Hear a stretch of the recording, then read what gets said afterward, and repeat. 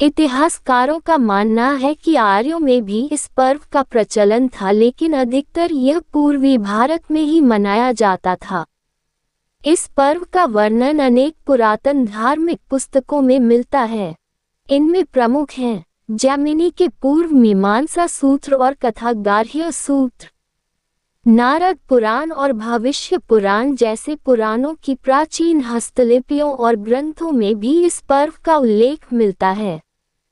विंध्य क्षेत्र के रामगढ़ स्थान पर स्थित ईसा से 300 वर्ष पुराने एक अभिलेख में भी इसका उल्लेख किया गया है।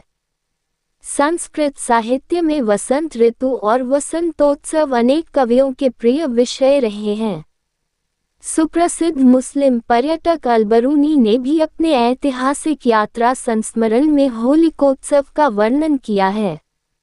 भारत के अनेक मुस्लिम कवियों ने अपनी रचनाओं में इस बात का उल्लेख किया है कि होलिकोत्सव केवल हिंदू ही नहीं मुसलमान भी मनाते हैं।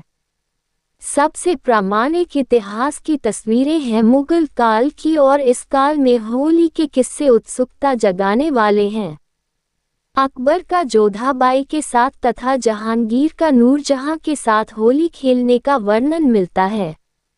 अलवर संग्रहालय के एक चित्र में जहांगीर को होली खेलते हुए दिखाया गया है।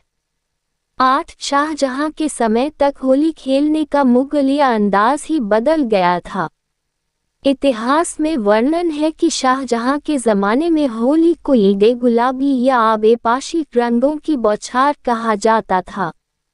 9 अंतिम मुगल बादशाह बहादुर शाह जफर के बारे में प्रसिद्ध है कि होली पर उनके मंत्री उन्हें रंग लगाने जाया करते थे।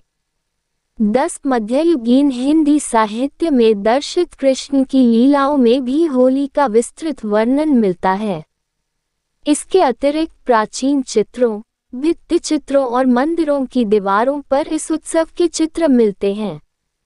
विजयनगर की राजधानी हम्पी के 16वीं शताब्दी के एक चित्रफलक पर होली का आनंददायक चित्र उकेरा गया है।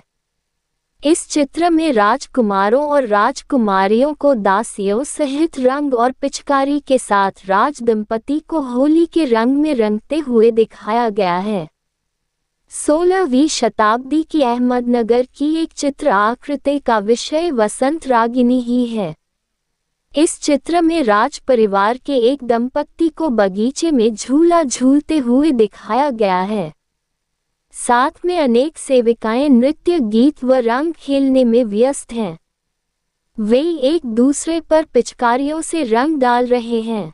मध्यकालीन भारतीय मंदिरों के भित्तिचित्रों और आकृतियों में होली के सजीव चित्र देखे जा सकते हैं। उदाहरण के लिए इसमें 17वीं शताब्दी की मेवाड़ की एक कलाकृति में महाराणा को अपने दरबारियों के साथ चित्रित किया गया है। शासक कुछ लोगों को उपहार दे रहे हैं। नृत्यांगना नृत्य कर रही है और इस सब के मध्य रंग का एक कुंड रखा हुआ है।